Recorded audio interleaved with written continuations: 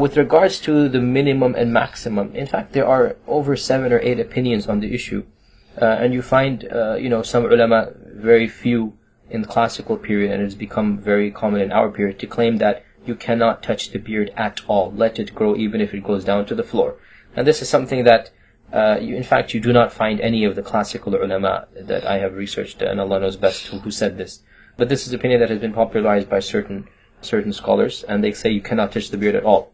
On the other hand, on the other extreme, you have people who say it is obligatory that you must trim the beard after a certain length, and they usually say after one fistful.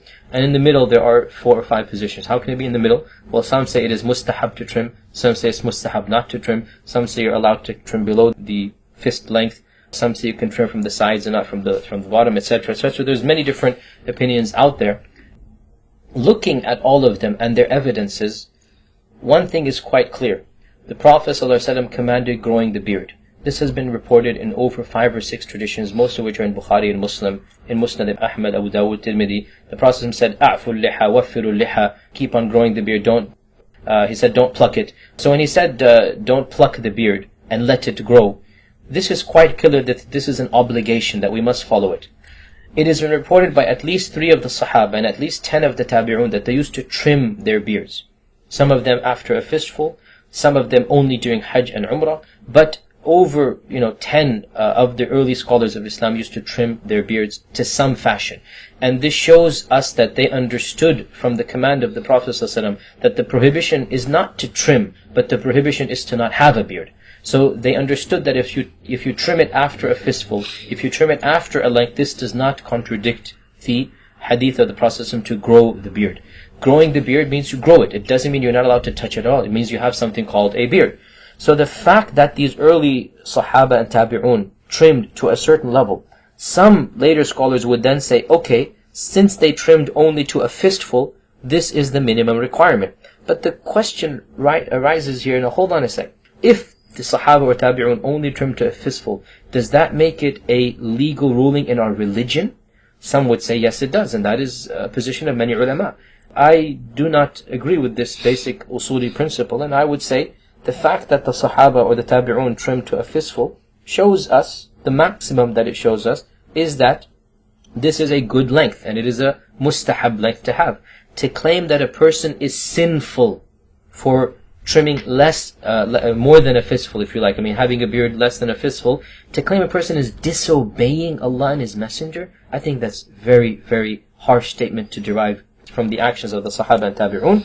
I think that the most that can be derived is that the beard has an optimal length, and that optimal length is a fistful. If somebody has a beard that is of a smaller length than a fistful, I do not think that such a person is sinful at all. He has not disobeyed Allah and His Messenger. You might say it is makruh. You might. If somebody said this, I would see where they're coming from. And it could even be argued it is mubah and not makruh. So the question is, what is the bare minimum?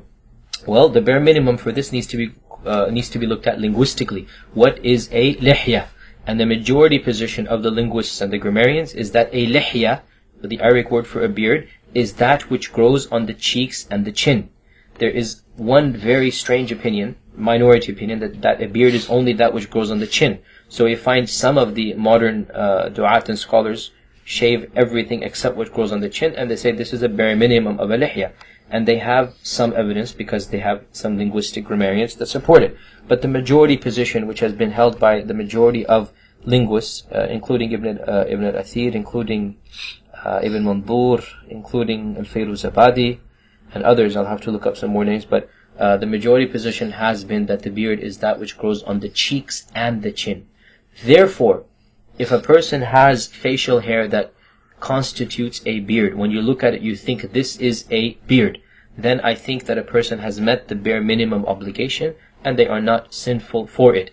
I do not think the Sharia has a minimum in terms of centimeters, in terms of, I think this is going a little bit too, we're getting a little bit too, specific. Well, what about the, what's very common now where it's just like a thin line that goes down the jawline? The jawline, if somebody looks at it, I really don't think this is called a beard, even in the English language. I think this is a facial hair that no shaving for 2 days. I think a reasonable amount of hair, and here's the point now, who defines what is reasonable?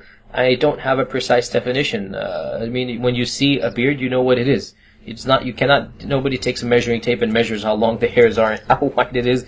I think that's a bit too precise. But what you're talking about, that pencil line, which is less than, 1 millimeter, and, the hair is literally just not shaved for 2 days, that doesn't quite constitute a beard, because it's not the full cheeks, it's not the full cheekbones and the full chin that a person has hair on in any case.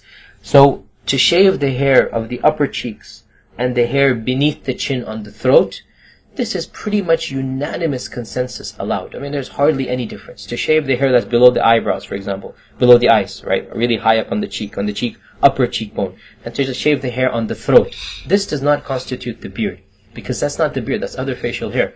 But to shave more and more down to the cheek to just get that pencil line, as you said, I think that is problematic, and it doesn't do justice to the beard. So, I would say, if a person uses your average trimmer that is found in the supermarkets, right, and they trim to a reasonable length, and they shave, and they have a fashionable beard, if you like, and that's very common amongst Muslims, I would say they have done the minimum. They are not sinful, but it is mustahab, and it is encouraged to grow it longer, and I would say the optimum amount should be to have a fistful, because that is what the Sahaba did. I would say it is definitely mustahab to have that long of a beard, and Allah knows best.